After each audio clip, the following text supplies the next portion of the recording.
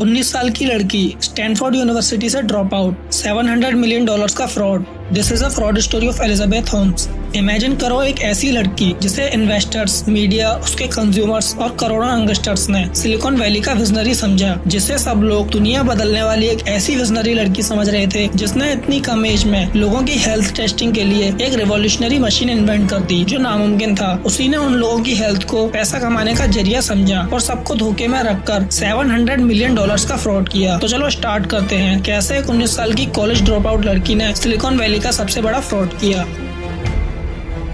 Stanford university में रहते हुए एलिजाबेथ होम्स को एक आइडिया आया कि एक ऐसा चिप बनाया जाए जो इंसान की शरीर के स्किन पर लगाकर इंसान की ब्लड रिपोर्ट्स डॉक्टर को दे सके, साथ ही ब्लड टेस्टिंग को सस्ता और सरल बना सके। एलिजाबेथ होम्स ने इसी विचार के साथ उस ब्लड टेस्टिंग चिप पर काम करना स्टार्ट कर दिया और कुछ प्रोफेसर से हेल्प मांगी, जिसे प्रोफेसर्स ने इम्पॉसिबल बताया और कहा यह फिजिक्स के लॉ के खिलाफ है। कुछ समय बाद एलिजाबेथ स्टैनफोर्ड यूनिवर्सिटी के एक टूर पर चाइना गई, जहाँ एलिजाबेथ सनी नाम के एक पर्सन से मिली जो पाकिस्तान से इमिग्रेंट होकर अमेरिका आया था और उसी के साथ टूर में शामिल था। सनी ने .com बूम से $40 मिलियन कमाए थे। सनी के पास पैसा था और एलिजाबेथ को पता था अगर आइडिया बिजनेस के लिए सीड का काम करता है तो पैसा कंपोस्ट का, और एलिजाबेथ को इसकी जरूरत थी। बाद में जाकर सनी ने एलिजाबेथ की कंपनी में एक बड़ा रोल प्ले किया। घर आने के बाद एलिजाबेथ ने 5 दिनों तक सिर्फ 2 घंटे सोकर उस चिप पर काम किया और एलिजाबेथ ने दावा किया कि उसने एक ऐसी चिप बना ली है जो ब्लड की सिर्फ कुछ बूंदों की हेल्प से 100+ टेस्ट कर सकती है, और उसको उसने पेटेंट भी करा लिया है। इसका नाम एलिजाबेथ ने एडिसन रखा। एलिजाबेथ का कहना था जिस तरह थॉमस एडिसन ने इतनी मेहनत करने के बाद बल्ब का इन्वेंशन किया था, उसी तरह से बहुत मेहनत, डेडिकेशन से और परेशानी उठाने के बाद हमने इस मशीन को इन्वेंट किया है जो कि एडिसन के बल्ब की तरह ही दुनिया बदल देगी। जिस तरह से एडिसन के बल्ब ने एक आम आदमी की लाइफ को कम पैसे में इतना वैल्यूएबल चीज दी थी, उसी तरह से हम भी ब्लड टेस्टिंग को एक आम आदमी की लाइफ में ऐड कर इसे सस्ता, कम समय में अवेलेबल और पहले से जानलेवा बीमारियों का पता लगाने वाली एक रिवॉल्यूशनरी चिप देकर इस दुनिया को एक और वैल्यूएबल इन्वेंशन देंगे। जब एलिजाबेथ ने थेरानोस को फाउंड किया था उस समय वो 19 साल की थी और उसी साल एलिजाबेथ होम्स ने स्टैनफोर्ड यूनिवर्सिटी से ड्रॉप आउट किया था, और 19 साल की एज में ड्रॉप आउट करने के बाद कैलिफोर्निया में थेरानोस कंपनी को 2003 में स्टेबलाइज किया था। शुरुआत में पैसों की कमी के कारण थेरानोस का ऑफिस स्टैनफोर्ड कैंपस के पास एक किराए के बेसमेंट में लोकेटेड था। थेरानोस का नाम 2 शब्दों से मिलकर बनाया गया था, थेरेपी एंड डायग्नोसिस। शुरुआत में इसका original name real time cures था, लेकिन बाद में एलिजाबेथ को लगा कि ये कंफ्यूजिंग नाम है, जिसे बाद में थेरानोस कर दिया गया। एलिजाबेथ ने शुरुआत से ही मीडिया की हेल्प से एग्रेसिव मार्केटिंग टैक्टिक्स का यूज करके थेरानोस को पॉपुलर कर दिया था। थेरानोस के पॉपुलर होने का एक रीजन ये भी था कि ऐसा कोई भी प्रोडक्ट बनना जो सिर्फ ब्लड की कुछ बूंदों से 200+ टेस्ट करने में सक्षम हो और पहले से ही जानलेवा बीमारियों को डिटेक्ट कर सके, यह अपने आप में एक अचीवमेंट थी। इन्हीं सब टैक्टिक्स का यूज करके एलिजाबेथ ने बार बार कुछ बातों पर फोकस किया, जैसे हम ब्लड टेस्टिंग को सस्ता बनाएंगे, हम ब्लड टेस्टिंग को सरल बनाएंगे, हम ब्लड टेस्टिंग को पहले से और अधिक सुविधाजनक बनाएंगे, जिससे हम हेल्थ सेक्टर में क्रांति ला सके। और यहाँ पर एलिजाबेथ ने लोगों को भरोसा दिलाया कि थेरानोस लोगों की हेल्थ के लिए कमिटेड है, और लोगों को थेरानोस पर भरोसा करने के बहुत से रीजन थे। जैसे थेरानोस ने 2004 में ही, यानी कि कंपनी स्टार्ट होने के 1 साल के अंदर ही $6 मिलियन